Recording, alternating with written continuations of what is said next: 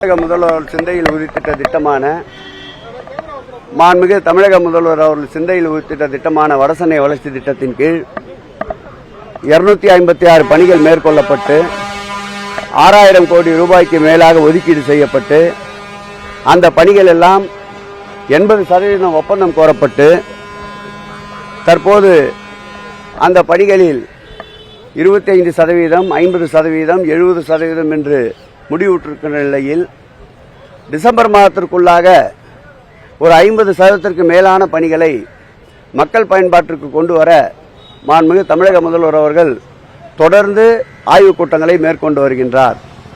அந்த வகையில் இன்றைக்கு கொளத்தூரிலே அமையப்பட இருக்கின்ற கொளத்தூர் ஏரியை மேம்படுத்துகின்ற பணியை இன்று காலை நானும் எங்கள் துறையினுடைய உறுப்பினர் செயலாளர் அன்பிற்கினிய பிரகாஷ் அவர்களும் நீர்வளத்துறை, பொதுப்பணித்துறை, நெடுஞ்சாலைத்துறை, சென்னை பெருநகர குடிநீர் வழங்கல் மற்றும் கழிவுநீர் அகற்றத்துறை, அந்த பகுதியினுடைய ஆர்டிசி, சென்ட்ரல் ஆர்டிசி அவர்களும் நம்முடைய பெருநகரத்துடைய மேயர் அவர்களும் ஆய்வு செய்தோம்.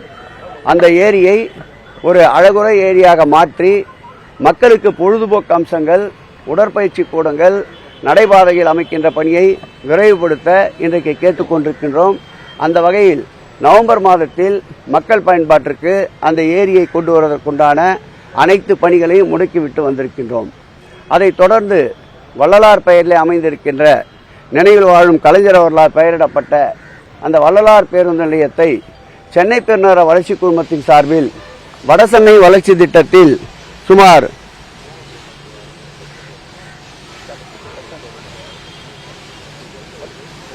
6 கோடி ரூபாய் மதிப்பீட்டில் அந்த பேருந்து நிலையத்தை மேம்படுத்துகின்ற பணியை 2 நாட்களுக்கு முன்பு நானும் இந்த தொகுதியுடைய சட்டப்பேரவை உறுப்பினர் அன்பிற்கினிய ஐடி மூர்த்தி அவர்களும் அன்பிற்கினிய வீராங்கனை சிங்கப்பெண் வேளாங்கண்ணி அவர்களும் ஒருங்கிணைந்து அந்த பணிகளுக்குண்டான கால்கோல் விழாவை ஆரம்பித்து வைத்தோம்.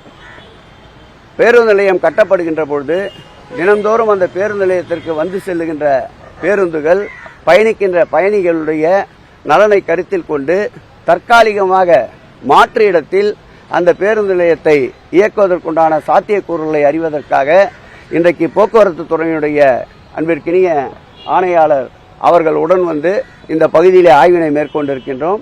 2 இடங்களை தேர்வு செய்திருக்கின்றோம். ஒன்று இந்த ரயில்வே குடியிருப்பு பகுதி, இன்னொன்று டான்சிக்கு சொந்தமான இடம். இந்த 2 இடங்களில் எது சாத்தியக்கூறுகள் இருக்கிறதோ அந்த இடத்தை தற்காலிக பேருந்துக்கு பயன்படுத்தி நிரந்தர பேருந்தை இந்த ஆண்டு டிசம்பர் மாதத்திற்குள் மக்கள் பயன்பாட்டிற்கு கொண்டு வர திட்டமிட்டு இருக்கின்றோம். ஆகவே இது போன்ற பணிகளை தினந்தோறும் களத்திலே சென்று ஆய்வு செய்வோம். எவ்வளவு பணிகள் விரைந்து முடிக்க முடியுமோ வடசென்னை வளர்ச்சி திட்டத்தில் மக்கள் பயன்படுகின்ற அளவிற்கு மக்கள் பயன்பாட்டிற்கு விரைந்து கொண்டு வருவோம்.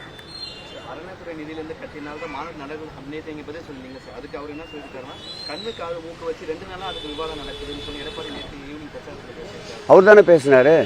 அவரை எடப்பாடி பழனிசாமி என்று அழைப்பதை விட பல்டி பழனிசாமி என்று அழைக்கலாம். நேற்றைக்கு முன்தினம் அறநிலையத்துறையின் சார்பில் கல்லூரிகளே தொடங்கப்படக்கூடாது என்றார். நேற்றைக்கு என்ன சொன்னார்? கடுமையான எதிர்ப்பு ஏற்பட்ட பிறகு அறநிலையத்துறை சார்பில் நான் கல்லூரிகள் வேண்டாம் என்று சொல்லவில்லை, அரசு சார்பிலே கல்லூரிகள் தொடங்கினால் ஏற்புடையதாக இருக்கும், அனைத்து வசதிகளும் கிடைக்கும் என்று சொன்னார். பூனை கண்ணை மூடிக்கொண்டால் பூலோகம் இருண்டு போனதாக நினைக்கும் என்பால் அதுபோல் அவருக்கு நாட்டு நடப்பே தெரியவில்லை. நம்முடைய காளிகாம்பாள் திருக்கோயில் சார்பிலே நடைபெறுகின்ற கல்லூரியில் ஆண்டுதோறும் அந்த மாணவ செல்வங்களுக்கு கட்ட வேண்டிய கட்டணத்தை இலவசமாக திராவிட முன்னேற்ற கழகமே கட்டி கொண்டிருக்கின்றது. அந்த மாணவ செல்வங்களுக்கு உண்டான புத்தகப்பை மற்றும் புத்தகம், பேனா, தண்ணீர் பாட்டில் போன்றவற்றை கல்வி குழுமத்திலே இருக்கின்ற இந்து சமய அறநிலையத்துறை சார்பில் அமைக்கப்பட்ட கல்வி குழுமத்திலே இருப்பவர்கள் இலவசமாக வழங்கி கொண்டிருக்கின்றார்கள். அதோடு மட்டுமல்லாமல் பழனியாண்டவர் திருக்கோயிலே பயிலுகின்ற மாணவ செல்வங்களுக்கு காலை சிற்றுண்டியை மாண்புமிகு முதலமைச்சர் அவர்கள் கொண்டு வந்திருக்கின்றார். அதைத் தொடர்ந்து இந்த ஆண்டிலிருந்து மதிய உணவையும் கொண்டு வந்திருக்கின்றார். அதோடு மட்டும் இல்லாமல் அந்த கல்லூரியிலே தங்கி பயிலுகின்ற உண்டு உறைவிடமாக பயன்படுத்திக் கொண்டிருக்கின்ற மாணவ செல்வங்களுக்கு முழு நேரமும் கட்டணமில்லா உணவை வழங்கி கொண்டிருக்கின்றார். அரசு சார்பில் என்னென்னலாம் நடக்கின்றதோ அவையெல்லாம் படிப்படியாக நம்முடைய முதல்வர்கள் கொண்டு வந்திருக்கின்றார்.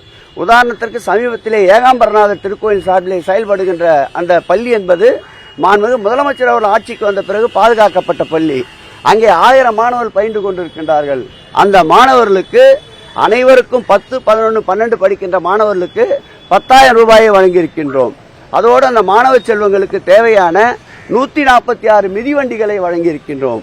இப்படி அரசில் என்னென்ன சலுகைகள் கிடைக்கிறதோ அதையெல்லாம் படிப்படியாக கொண்டு வந்திருக்கின்றோம். அவரை நான் கேட்கின்ற ஒரே கேள்வி, கட்சியினுடைய நிறுவனர், அந்த கட்சியினுடைய நிறுவனர் புரட்சி நடிகர் அவர்கள் 82ஆம் ஆண்டு அதே பள்ளியில் பாலிடெக்னிக் கல்லூரியை கொண்டு வந்தார்.